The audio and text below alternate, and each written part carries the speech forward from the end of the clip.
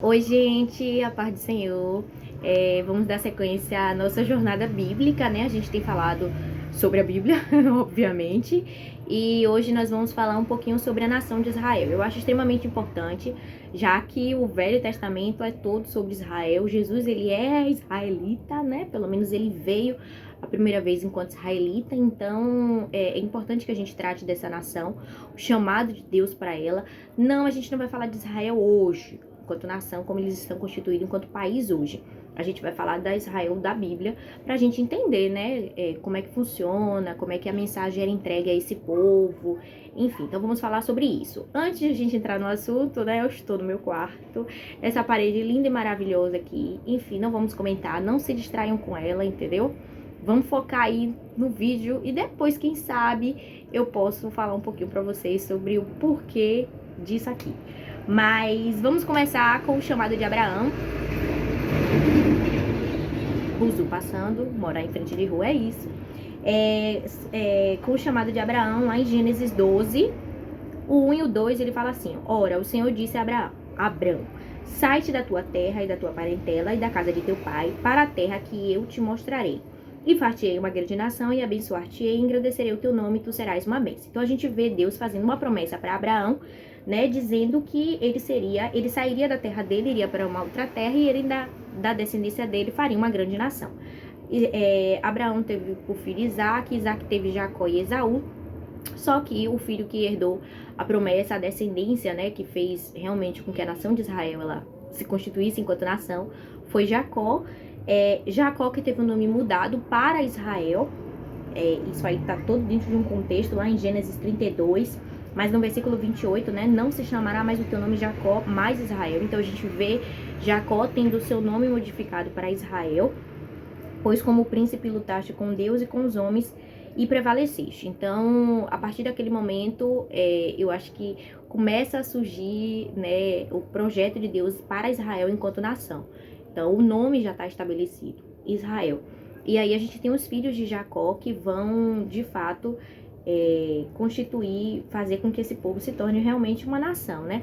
Eles iniciam como 12 tribos, e aí eu vou falar o nome dos filhos de Jacó, vou dar uma pescadinha, né? Que é Ruben, Gade, não tá em ordem de idade nem nada, Judá, Benjamim, Simeão, Zebulon, Isacar, Aser, Naphtali, Dan, Levi e José. São os 12 filhos de Jacó, né? Os 12 filhos de Israel.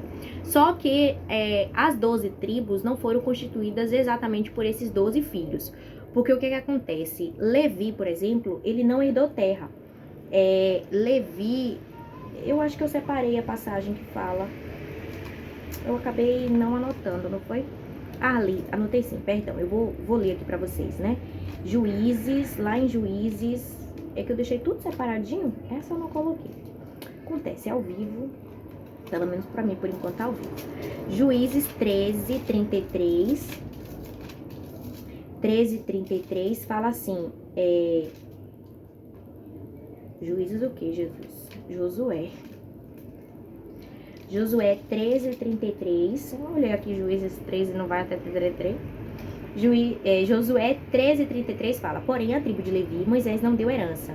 O Senhor, Deus de Israel, é a sua herança, como já lhe tinha dito. Levi foi separado para ser os levitas, para serem as pessoas responsáveis por ser sacerdotes, por cuidar do templo, por cuidar da adoração, por cuidar de toda a parte religiosa, digamos assim, da nação de Israel. Então, eles não herdaram terra, a herança deles foi o Senhor, como ele disse aqui. E José, na verdade, né, que aí 12, a gente cairia para 11. Só que José também não herdou enquanto José. Os dois filhos dele passaram a ter um pedaço de terra que foi Manassés e Efraim, e aí a gente volta a ter 12. Então, eles começaram como 12 tribos. A gente sabe que eles passaram um bom tempo peregrinando no deserto e tudo mais, então eles se organizavam quando eles saíram do Egito. Então eles se organizavam ao redor da tenda, né, do tabernáculo de Deus, que no caso representava a presença de Deus entre o povo de Israel, e ao redor dele ficavam as 12 tribos, e assim a nação de Israel foi vivendo durante um tempo. Então, quando eles começaram a entrar na terra de Canaã, quando eles começaram a pelejar para conquistar a sua terra que já era deles, porque Deus já tinha dado a Abraão já tinha comprado aquela terra, Então a terra já era deles, eles só estavam voltando para sua terra. Eles foram conquistando aquela terra e Deus levantava juízes. Então a gente vê a nação de Israel passando um período onde as 12 tribos, né, elas não tinham um rei, elas tinham juízes que Deus levantava. E aí a gente tem Sansão, a gente tem Gideão, são sempre os que me vêm na cabeça, né? Mas tem outros juízes que Deus foi constituindo para estar sobre o povo de Israel. Chega um determinado momento que Israel faz o quê? Ele observa as nações ao redor e ele começa a dizer: eles têm rei, nós queremos um rei. Então Deus vai lá e permite que Israel tenha um rei, muito a contragosto, porque não era a vontade de Deus, porque Deus ele era o soberano de Israel. Só que aí Israel passa a querer que tenha outro soberano, entendeu? Mesmo que ele esteja submetido à vontade de Deus, mas teria outro.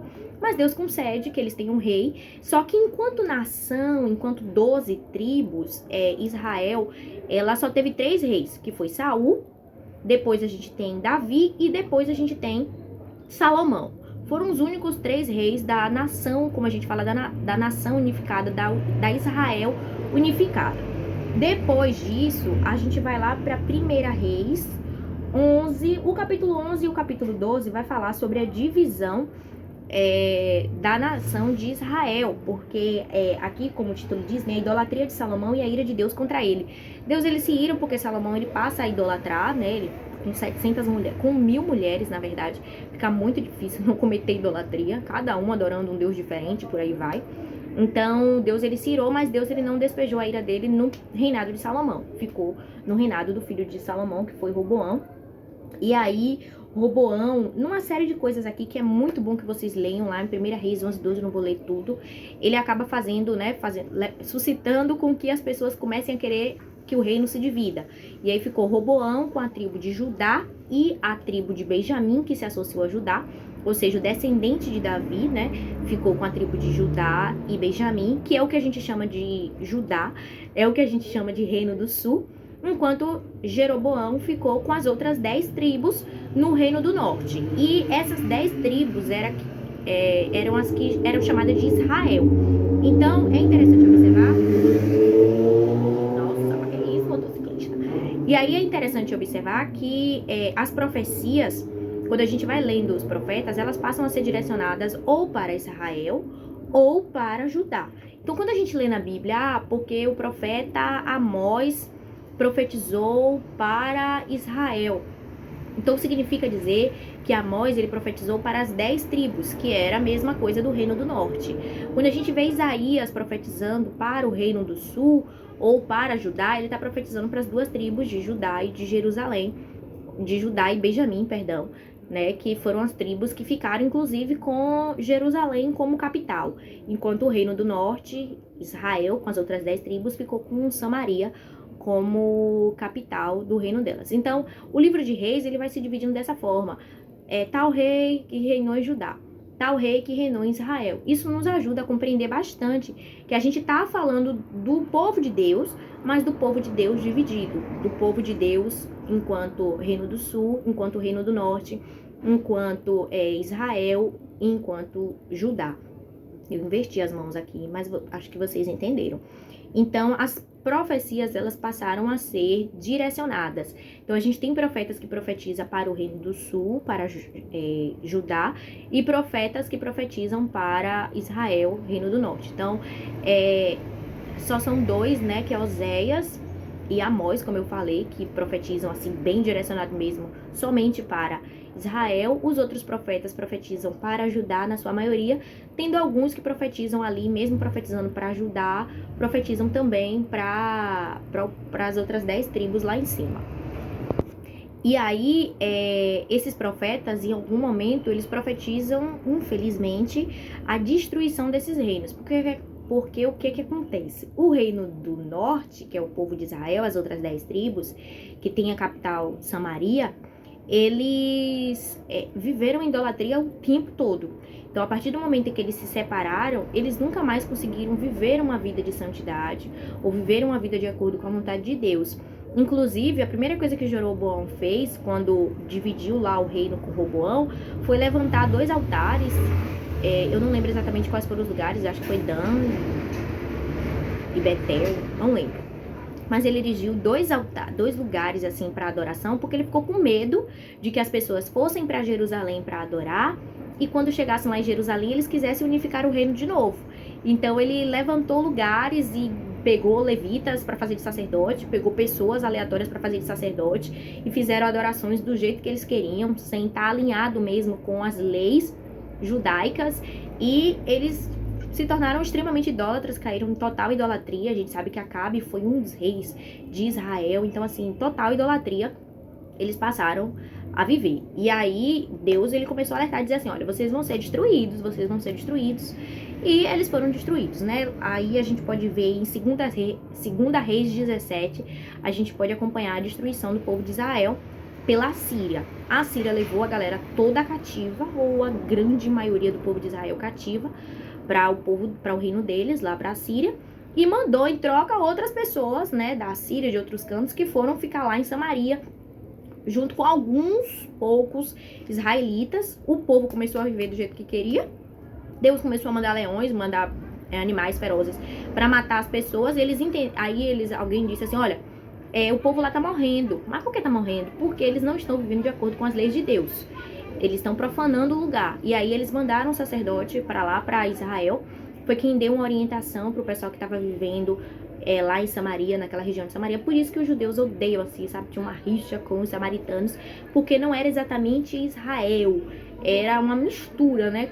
De povos que vieram com alguns poucos que ficaram, com algumas ideias que eles tinham acerca de como viver as leis, enfim. Então esse foi o fim de Israel.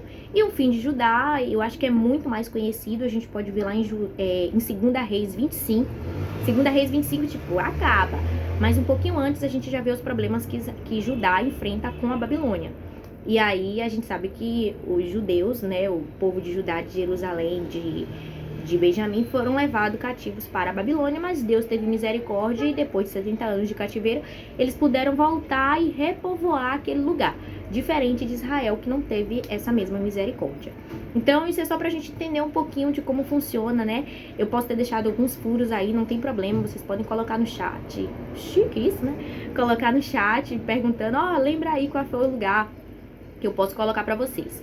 Mas é só pra gente ter uma ideia, porque eu acho que facilita muito a gente ler os profetas, por exemplo, a gente sabendo pra onde eles estão, pra quem eles estão profetizando, qual era o contexto, entendeu? E essa coisa essa divisão, digamos assim, facilita muito a nossa compreensão acerca da leitura bíblica, dos reis, de tudo isso, né? De crônicas, tudo mais. Então, espero que vocês tenham gostado, espero que vocês tenham entendido, e é isso aí. Próximo vídeo eu vou falar um pouquinho sobre essas nações, tipo a Síria, a Babilônia, então não percam.